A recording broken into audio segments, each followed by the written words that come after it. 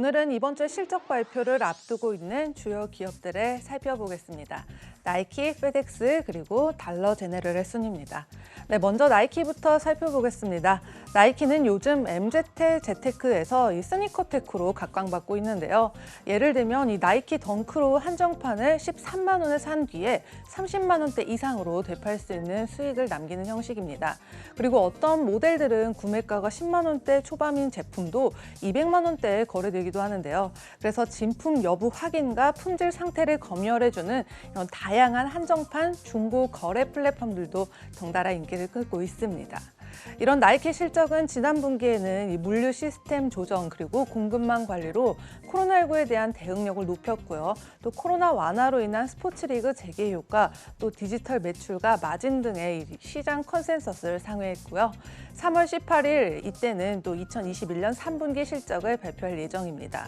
그래서 매출은 11억 3천만 달러, 주당 순이익은 0.758달러를 예상하고 있는 상황입니다. 그리고 주가를 보면요, 작년 한 해 85.85% 상승했지만요, 올해 들어서는 큰 움직임을 보이지 않았는데요. 금요일장에서는 전장 대비 0.52% 빠진 140.45달러에 마감을 했지만 다시 장외에서 0.38% 회복하는 모습을 그렸습니다.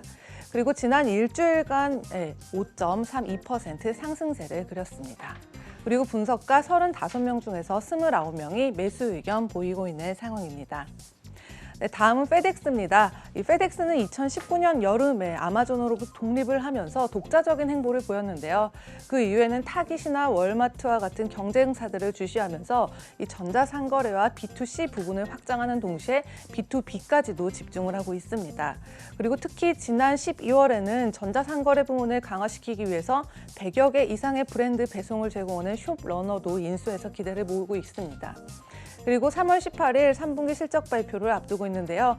지난 2분기 매출이 206억 달러였지만 이번에는 191억 3천만 달러 매출을 그리고 있고, 그리고 주당 순이익은 지난 분기에 4.88달러였지만 이번에는 3.35달러를 예상하고 있습니다. 그리고 주가를 보면요, 작년 한 해 동안 153.4% 폭등을 했었는데요. 2020년 12월에는 305달러대 최고가가 있었고요. 그리고 금요일장에서는 전장 대비 0.64% 상승한 270달러 선으로 마감을 하면서 올해 들어서는 4% 상승세를 그린 모습입니다. 그리고 분석가 28명 중에서 19명이 매수 의견 보이고 있습니다. 그리고 마지막은 이 미국 내 초저가 유통 채널 1위를 차지하고 있는 달러 제너럴입니다. 현재 미국 내 대표적인 마트의 매장 수를 비교해 봤을 때요, 이 타겟이 1,900개, 이 월마트가 약 5,000개의 매장이 있고요. 이 달러 제네럴은 특히 이 미국 대부분의 지역에 있으면서도 특히 외곽 지역의 주요한 위치에서 17,000여 개의 오프라인 매장을 가지고 있는데요. 또 이 경쟁사인 달러트리와는 다르게 온라인 사업 부문, 그리고 신선 제품, 식품 부문도 다각화가 되어 있습니다. 그래서 잠시 작년 한 해 이 소매업체들의 전반적인 실적들을 비교해 봤을 때요, 주가 상승률을 비교해 봤을 때 이 코스트코가 9.55%, 또 월마트가 17.55%, 달러 제너럴이 31.65%, 달러트리가 45.39%, 그리고 타깃은 78.19%의 연간 상승률들을 기록을 했습니다. 그리고 달러 제너럴의 이번 금요일장 주가 2020년 10월 최고가 대비 15% 정도 하락한 상태인데요.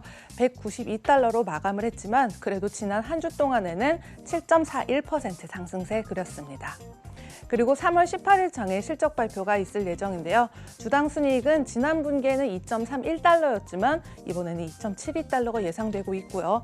또 매출은 전년 동기 대비 15% 이상 증가한 82억 9천만 달러 예상되고 있습니다.